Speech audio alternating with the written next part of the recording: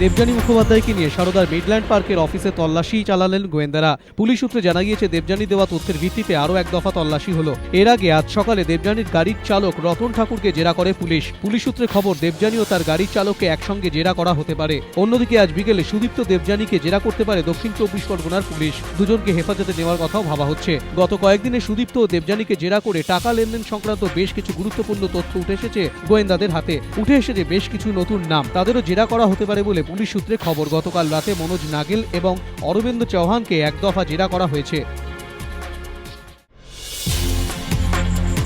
সারদাকাণ্ড প্রকাশ্যে আসার পর প্রথম গ্রেফতার হন সংস্থার ডিরেক্টর মনোজ কুমার নাগেল। যদিও গ্রেফতারির পর মনোজ দাবি করেন তিনি একজন সাধারণ কর্মচারী, তাকে অধিকর্তা বানিয়ে ফাঁসানো হয়েছে। গোয়েন্দাদের দাবি, খুব কম সময়ের ব্যবধানে সংস্থার অন্যতম শীর্ষ পদে পৌঁছে যান নাগেল। পুলিশের দাবি, জেরায় ধৃত ডিরেক্টর জানিয়েছেন প্রথমে সারদার একজন এজেন্ট হিসেবে কাজ শুরু করেন নাগেল। 2009 সালে কলকাতার সারদা অফিসের ডেভেলপমেন্ট অফিসার পদে যোগ দেন।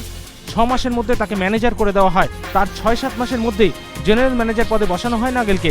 তার 6 মাস পর সংস্থার অন্যতম ডিরেক্টর। নাগেলকে সংস্থার ডিরেক্টর বানানোর পেছনে দেবযানীর মাথা ছিল বলে অনুমান পুলিশের।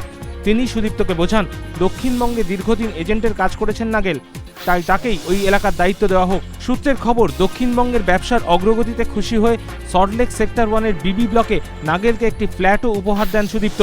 কিন্তু বারুইপুর বারাসতের মতো এলাকার দায়িত্ব নাগেলকে ছাড়তে ভরসা পাননি Sudipta.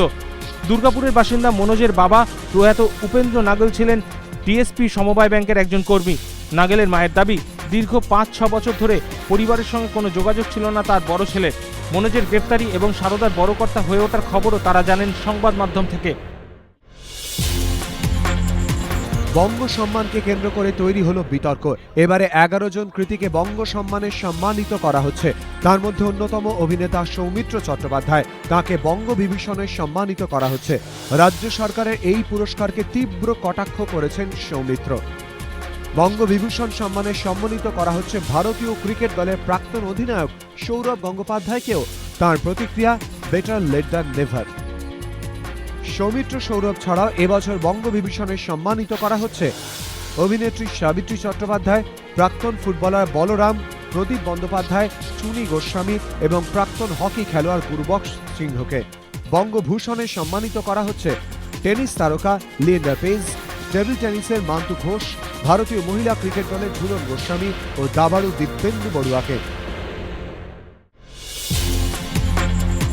Morning shows the day Raipur ম্যাচে কথাটা আরও একবার প্রমাণ করে দিলেন গৌতম গম্ভীর। টসে জিতে ব্যাটিং নিয়ে শুরুতে বিপর্যয়, দ্বিতীয় বলেই রান আউট নাইট ক্যাপ্টেন।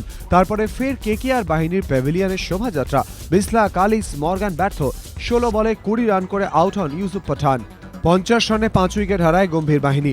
চিপকে খোলস ছেড়ে বেরিয়ে আসা নাইট বাহিনীর ব্যাটিং লাইন আপ ফের আইসিইউতেই ফিরে যেত যদি না মরশুমে নিজের প্রথম ম্যাচে 23 রানের ক্যামিও না খেলতেন সুমিত নারওয়াল, যদি না দুটি প্রকাণ্ড ছক্কার সুবাদে 6 বলে 16 না তুলতেন ব্রেটলি, যদি না লড়াকু 26 রান করতেন রজত ভাটিয়া।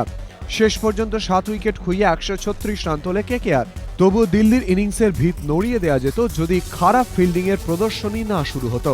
ব্রেটলির ওভারে সহভাগের ক্যাচ ফসকান গম্ভীর নিজে, যদিও 17-র বেশি তুলতে পারেননি বীরু।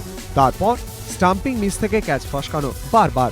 ওয়ার্নার আর উন্মুক্ত চাঁদের কাঁধে ভর করে হাসতে হাসতে ম্যাচ বের করে নিয়ে যায় মহিলা বাহিনী। পেপসি আইপিএলে নিকষ অন্ধকারে ডুবল কিং খান স্কোয়াডের মুখ।